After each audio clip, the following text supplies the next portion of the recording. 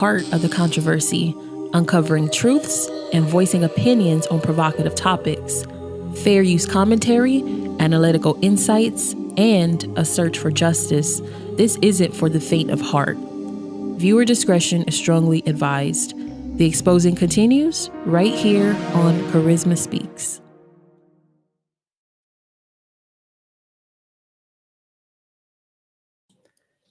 Welcome back to my channel, everyone. Welcome back. Welcome back. In today's video, let me go ahead and share my screen really quick. In today's video, I want to go ahead and decode the first Angie Stone crash report, okay? Now, I don't know, some of y'all probably already seen some videos going over this, but I believe that my perspective will give you a better point of view as far as how I break down the actual documents. Okay. So make sure you hit that like button. Welcome, everyone. I'm going to show the documents on the screen, and I'm also going to analyze it. Okay. And this is going to be maybe about 15 minutes or less. Okay. So make sure you hit the like button because I got to go to work too. So I'm getting up early for y'all. And I want to break down how to decode the first driver crash report.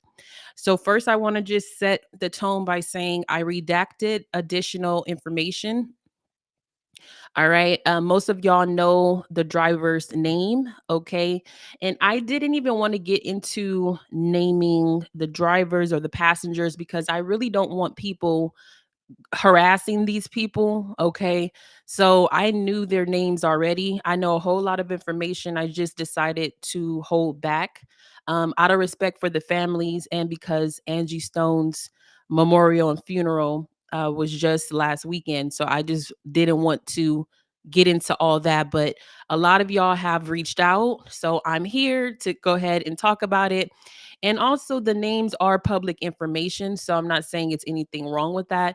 I just know that it's bad characters out there who harass people and, do stuff that is just very unnecessary. So I know it's none of my viewers. I know it's none of my followers and my supporters. So I don't have to deal with that. But just the random people who might, feel like they need some content. Okay. So anyway, let's go ahead and get into it, y'all. Let me go ahead and share my screen really quick. I appreciate y'all patience. Shout out to the members.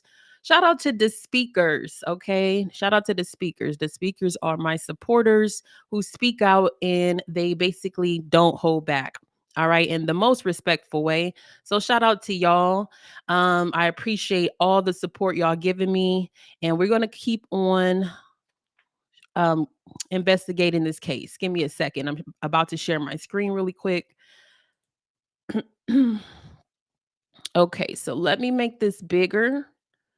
Um, Give me a second. Let me zoom in because I want to see what's better. Is it better for me to? Okay, I'll zoom in. Give me a second. Let me just make sure everything is good. Let me try to zoom in because I know nobody could really see that. All right, all of us with a certain type of vision. Okay, so let me see if I can zoom in really quick. Give me a quick second. Let me just stop sharing. All right. Okay, so I'll just have to share it without expanding it. Okay, give me a second, y'all. I'm still waking up a little bit. All right. Okay, there we go. So let me zoom in. I highlighted some things to make it easier to read. Unfortunately, this document is just not the best to read. So hopefully y'all can stick with me. Hopefully y'all can see this clearly, okay? Um, and I'm going to tell y'all exactly what happened. Okay, so this document is like a puzzle. This document is like a puzzle. So if you're good at puzzles, you're going to understand this. And I'm going to just make it so easy for y'all. Okay, first and foremost, this is the very first crash report. All right, Lethal Carter allegedly was the name of the driver. Some of y'all knew that already. All right. Just don't put the names in the comments, please. You could use initials if you're going to use, talk about the driver and the passengers. Please just use initials. Okay. We want to keep everything cool over here. So the first driver's name was Lethal Carter.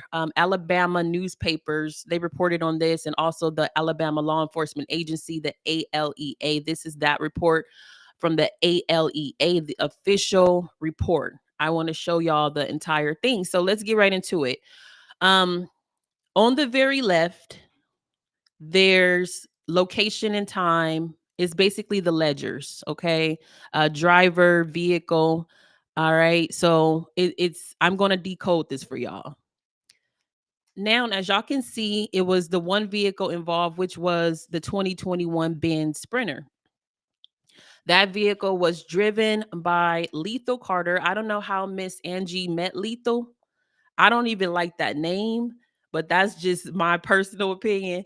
It just sounds so weird because she passed away. Rest in peace to Ms. Angie Stone. And our condolences to her family. Of course, we will still be as respectful and sensitive as we could. Okay. So I don't know where she met this guy. I don't know if he was just an affordable option. Sometimes it's like that. I know money was a little funny. Um, According to Angie Stone, when it came to how much she was supposed to get paid. So, you know, it's interesting, but I think she just wanted to help people, and especially Black people. She was just for her people. She wanted to help people. And so this was a Black man, Lethal Carter, a Black man. I don't know if she hired him for the night. I don't know if she known him before then, because apparently he wasn't a part of the band. Um the videos that I saw, I didn't see Lethal Carter on stage. I never heard of this individual. Now, some people were saying that Toni Braxton came out. Shout out to Toni Braxton. We love Toni Braxton. She came out and gave her condolences, and also said that somebody from the band that Angie had, or a few people, I don't know if it was a drummer, someone was supposed to be helping her on her set that night, or something, or during her tour, something like that. Okay, don't quote me on that. I just heard that, and I saw a video, but I forgot to save the link. All right, but anyway, one of the passengers was supposed to be performing with Toni Braxton. So that's alleged. All right. So y'all know most of the details. It happened on March 1st, 2025, around 4:20 a.m. Again, the times are contradicting because there's some reports that says 7 a.m. that says the ALEA officer changed it to 7 a.m. I'm not sure why, but originally, yes, it was around 4:20, 4:25 is what I saw a lot in the reports. Saturday, March 1st in Montgomery, they were on the I-65 going north. It looks like the I-65 exit ramp. So what happened is Lethal Carter, if you can see right here, primary contributing circumstance, and you see this number 55. Now, these numbers are associated with the ledger at the end of this document. Well, I'll show y'all right now. Okay, this is the entire first report with redacted information, which are the black squares. This is the diagram, all right, of Lethal Carter falling asleep on the wheel. Okay. Now, during this time, Angie allegedly was still alive, and we're going to get into what the victim said because she came around this time. All right. If you missed my other video, my last two videos that I did, if y'all missed those videos, go watch them. Go watch them. Go to my channel, click on the videos tab, and go watch the last two videos because I get into the details of the alleged witness who said that she saw Angie and all these people. She didn't say Angie's name. Now, and I want to make that clear. And I say that in the video, but she said she was helping a woman. But go watch that video to get more details. We're not going to go into that in this video. I'm going to get into the narrative. All right. I just want to show y'all the ledger real quick. The legend, excuse me. All these numbers correspond with the numbers that you see all on this document. That's why it's hard to read. Okay. You have to go to the legend. I already went over this. Off camera, I already went over this, y'all. So I know what I'm talking about. So based on this, all these legends and the numbers and the description, that's what I'm going to break down for y'all, but within the next 5-10 minutes. Okay, so let's just go back to the top really quick. All right. So make sure you hit the like button if you are enjoying this breakdown. I got to be a little quick. Now, if you can see right here, primary contributing circumstances, you see the number 55? That means he was asleep. If you go to the legend, you go to number 55, you go to driver, that means he was asleep on at the wheel. A lot of y'all called that out already. All right. Um, so it says distracted driving, fatigued slash asleep. So he was asleep on the wheel driving, right? So just to put this into perspective, they went to a 2025 Marshall's Ball. It has something to do with these fraternities and something to do with these sororities. They had a ball, right? So everybody was dressed real nice in the gowns and things like that. And so that was her last performance with the band. I don't know if Lethal was there drinking. They gave him a test. I think they did a blood test. According to this legend, they did a blood test on Lethal, because I believe he was one of the people who went to the hospital, Baptist South, in Alabama, and they did not share the results yet. So I don't know if that's with forensics or what.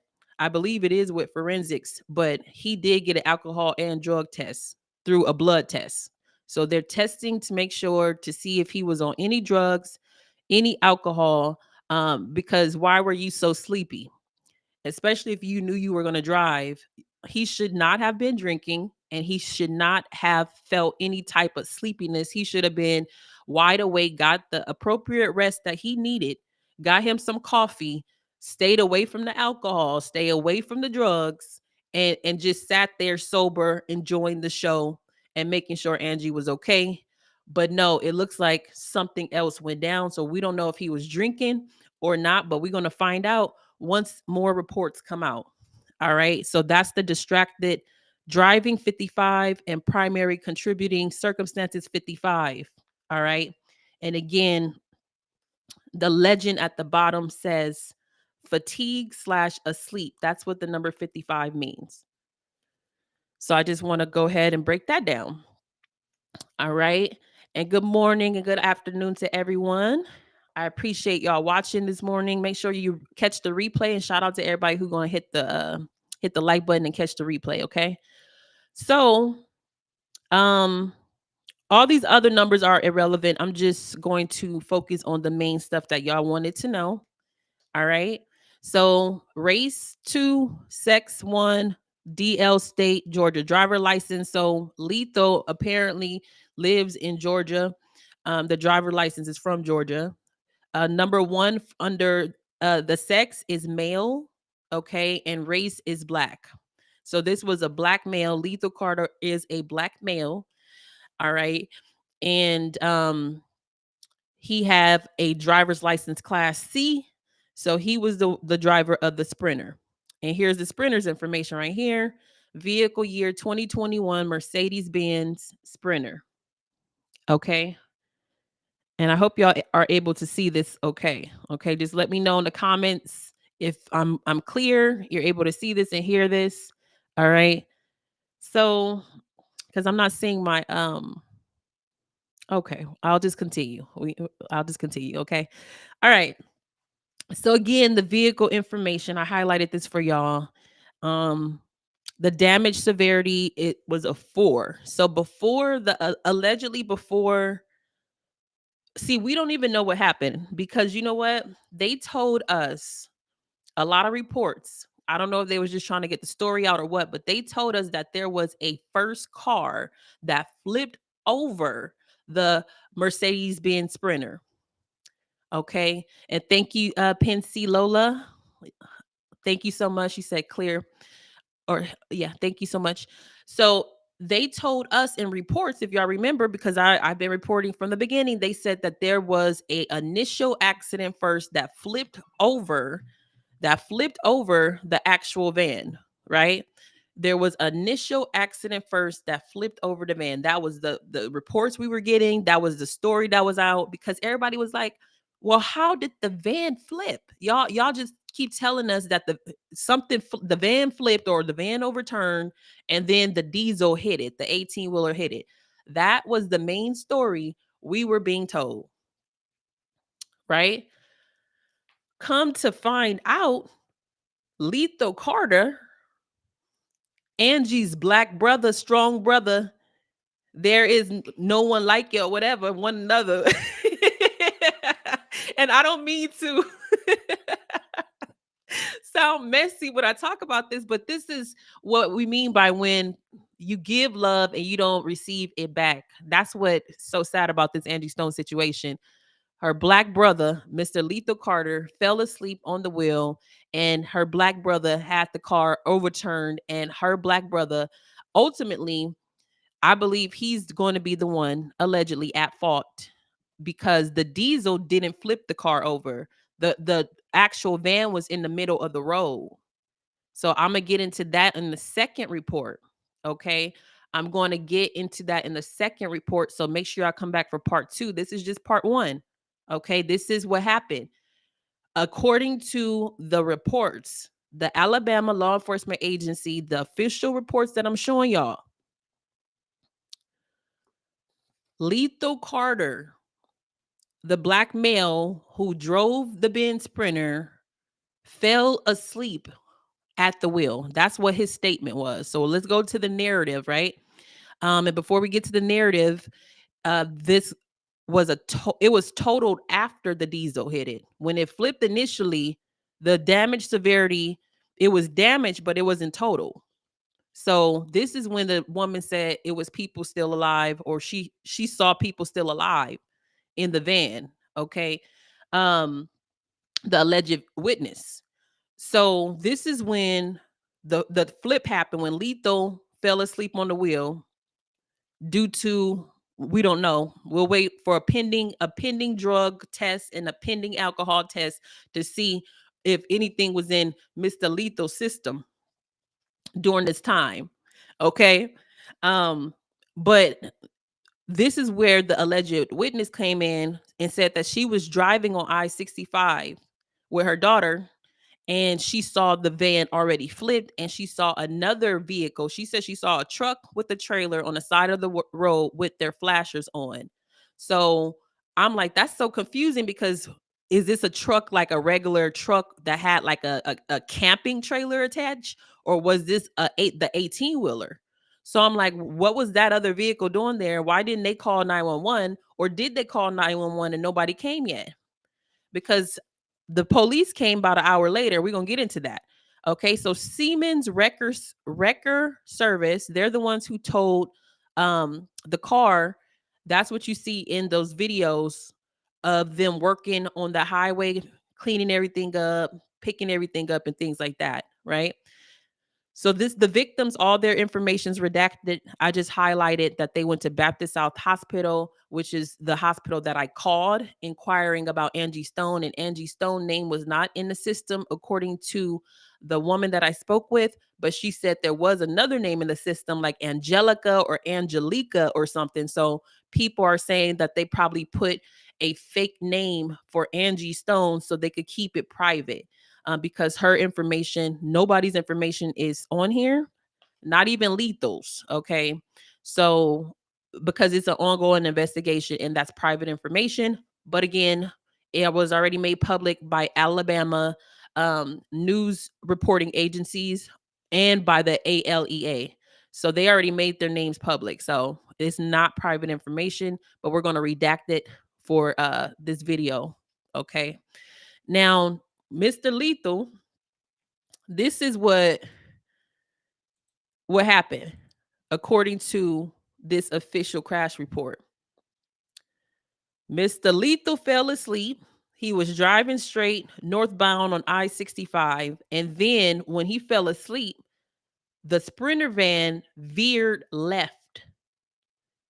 So it went off the road because he fell asleep on the wheel. Then, and mind you, he was going about 70 miles per hour, according to this report.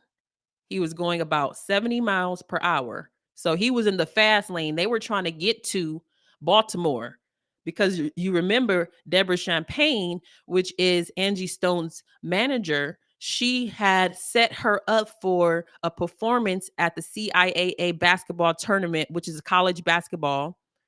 She was going to sing at their halftime performance in Baltimore. Now, I don't know what her logistics was. Oh, drive to Atlanta, from Atlanta, take a flight. That's what people were saying. I don't know what her travel plan was. Miss Champagne didn't get into that. But according to most reports, they were saying she was going to Atlanta. It was one report I found that said she was going to Baltimore and that Miss Champagne said it. So it took me a long time to find out one report just to show y'all that it's contradicting information. So it's definitely more to this story, I believe. I'm not going to come up with any conspiracies, people saying she was kidnapped and all this stuff. That those are just complete lies.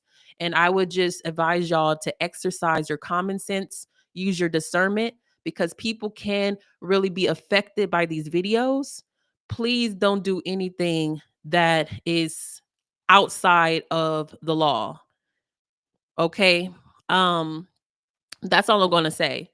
Don't just be accusing anybody of murder and kidnap. Like, that's silly. The report says that Lethal Carter, her black brother, strong brother, there's no one like you, or there's no one other. Her black brother, strong brother, is the one who fell asleep on the wheel. And that's the reason why the van was in the middle of the road, in the middle of the road. And not only that, according to this crash report, it was dark. It was not a well lit road. So not only that, Lethal Carter fell asleep on the wheel. And hello, Miss Carvella, welcome. And thank you so much for being a member of the channel, a longtime supporter. She said, "Oh my, I caught you for a live recording. Hey, Karizma, how's it going? It is going good. It is going good as possible. You know what I mean? As good as possible. Just got to keep on going. So I hope you're doing well. I hope your husband's doing well. And thank you so much for being a supporter of the channel, everybody. Miss Carvella is a loyal supporter. So shout out to you. And it is so good to see you. I was so thinking about you. I've been praying for you. So I hope you are well, Carvella. Yeah, I just came on here to break down and decode this crash report from Miss Angie Stone's fatal car accident. Rest in peace and our condolences to the lovely Miss Angie Stone. But I am doing well. Thank you so much for asking. God is good. You know, God is good. So let me read the narrative, y'all. So, yes, unfortunately, it was her black brother, strong brother, that she gave an opportunity to. And of course, it's not her fault. I'm focusing on Lethal Carter, who was the alleged driver of the vehicle, falling asleep on the wheel. The wheel, he veered off the road, and then he tried to swerve back on the road. And that's when it overturned because he was trying to swerve back so quick and going fast. So then that's when this Benz, and these are some heavy vehicles too. These are like it's like a big box. Like these are solid vehicles, okay? So I don't know if this happens, if it's in the user manual, don't go past a certain amount of speed, and because it can, overturn. But I think this is why it is a potential chance that this could be criminal, because if he was drunk, if he had any type of drugs in the system that contributed to him being so tired, then it could definitely turn criminal and the family could sue him. And those passengers could also sue him because he was the driver who basically put them in a vulnerable state. So they're turned over. That's when the witness, alleged witness, is driving. She sees the vehicle turned over. She gets out to help. Everybody allegedly is still alive.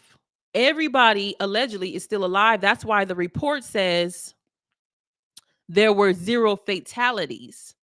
It wasn't a mystery. Oh my God, Angie was kidnapped, like some people saying. That's silly. Is because this first report, allegedly, this is when she was still alive. And that's when the witness saw all this stuff going on. But the alleged witness did not say Angie's name. And the alleged witness now deleted her TikTok account.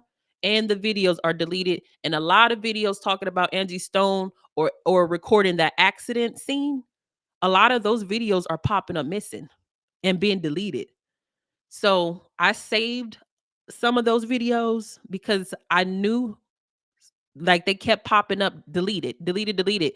And something told me to save the witness video, which I did. Go check out my last video because I go over it. And something told me to take screenshots because all these videos of the accident is being removed. Okay. So that's why it says 0 fatalities, because during the first accident, the turnover, allegedly, Angie was still alive. Everybody allegedly was still alive and had minor injuries during this time. The van wasn't totaled, it had minor damage. Okay. Then the witness comes, she see them, she tries to help. That's when the diesel comes. The diesel comes, and I don't know how the road is. I never been on the I-65. I don't know what lane they were in. According to this official crash report, there were 4 lanes. So I'm not sure what lane they were in, but they were obviously in a lane where near the fast lane, because for that diesel to have ran into this sprinter like that, they had to be in a fast lane. And sometimes them diesels be going fast too. So I don't know how fast that diesel was going. But again, remember, it was not a well-lit road either. So I honestly, I am not a judge, so I can't say who's at fault. But if I were to say who's at fault initially, it would be Lethal, in my opinion, because he put not only the diesel driver and whoever was in that vehicle at risk, but everybody in the van, including Miss Angie Stone. Like, this is a celebrity. You need to, like, you so unprofessional. And this is why a lot of times you can't hire your brother from the hood, your sister from the hood, or your sister from around the way. You cannot hire these people because they are not professional a lot of the times. And that's my issues when it comes to black owned, a lot of black owned businesses. We got to really sharpen up with our professionalism, especially if we're trying to offer services to people. Like, this is unacceptable. Unacceptable. Now, I wonder if she would have hired somebody from a professional driving company who were able to pick her up. Heck, even a Lyft driver, or you know what I mean, would have been better than this, because if you're tired, you don't need to be driving. If you've been drinking, you don't need to be driving, period. Y'all just came from this party, this ball, this 2025 Marshall's Ball, which is basically a party with unlimited alcohol. That's what it said on the website for that ball. Unlimited alcohol. Bottoms up, baby. And this is what happens. Oh, I'm a sober up in a few hours. No, you're not. You're still drunk. You're still intoxicated. And if you're sleepy, you need to speak up and say, "Yo, I'm sleepy. Can somebody take the first 4 hours while I get some rest and sober up, and then I'll take the last half?" Like, what? But I bet you took her money though, right? How much did she pay you for this trip to get her to where you needed to get her, whether that was to the airport or somewhere else where she was connecting to a flight to Baltimore, allegedly, or however else that went? And where did the reports come that say that it was a vehicle that hit the van and made the van flip over? Where did that come from? So again, these are not, everything is not 100%. Everything is alleged. Even this report is alleged, because they have a little disclaimer that said this is to the best of our belief and knowledge. We do not say that these are the facts. So it could be something completely different from this. But this is what was taken by the Alabama law enforcement agency who's over and investigating this case because this happened on the highway. So it's not the police department investigating it. It's the Alabama law enforcement agency. Now, let's read the narrative and then I'm going to wrap it up because I got work. Okay. So, this is the narrative. Unit 1, as you can see that says Unit 1, was traveling north on I-65. Driver of Unit 1 fell asleep. Let me zoom in. Let's zoom in. We got to read this. Unit 1 was traveling north on I-65. Driver of Unit 1 fell asleep while operating his vehicle, causing it to leave the road on the left shoulder and overturn when re-entering the road. Unit 1 landed on its driver's side and slid to a stop as shown in the diagram. Driver of Unit 1 stated there was something wrong with Unit 1 causing it snatch, and he had to keep adjusting the lane change malfunction feature on Unit 1. Driver of Unit 1 also stated that he don't know what happened after about 2 hours into the drive. What do you mean you don't know what happened and you sitting there driving for 2 hours and you don't know what happened? And you driving Miss Angie Stone? Oh no. No, no, no, brother. There are consequences for your action. It's no excuse. If you was so sleepy, you should have told her they could have possibly rearranged some things to have somebody who wasn't sleepy go ahead and take her to where she needed to be because set it up. And I'm not saying he did it on purpose. I'm just saying because of this, and accidents do happen, mistakes do happen. So again, I'm not blaming him. I'm just saying if I were to look at this, if I had all the information right now, with all the information that I do have, it's looking like he could possibly be at fault. Okay. He was licensed and all that, but still. So it's no excuse, regardless of if you're sleepy or not, because these things happen all the time. People falling asleep on the wheel. Next thing you know, they're in heaven. Like this is not a game. And that's what happened to Miss Angie Stone because of somebody else. And he was older than Miss Angie Stone. So I'll be back with part 2. If you guys want me to break down more, let me know. The time the police was notified was 4:35 a.m. The time the police arrived, baby, 5:25 a.m., almost an hour later. The time the EMS arrived, 4:55 a.m. So I don't know if that was because they were further away or I don't know. So this is the legend, the numbers. If you want a thorough breakdown, that might be long. So I just wanted to wrap this up and show y'all that he fell asleep on the wheel according to the report. And again, the data on this report reflects the best knowledge, opinion, and belief regarding the crash, but no warrant is made as to the factual accuracy. Imagine that. So we don't know if we're getting the truth or not. That's basically what that means. Wow.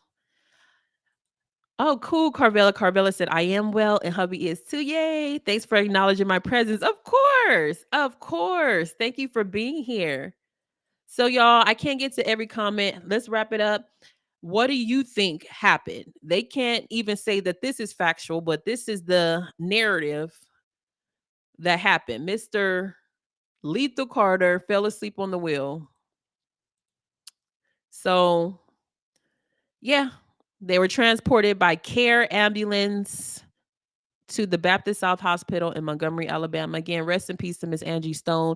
Hit that like button if you enjoyed this quick decoding. I'm going to be decoding part 2, which is the diesel and his perspective. And we're going to put it all together. Check out the videos on this and keep up with the investigation. I will see y'all on the next episode. Thank you so much for watching. And I'm out. Let's stop sharing. Hit that like button. And I will see y'all on the next video. Peace.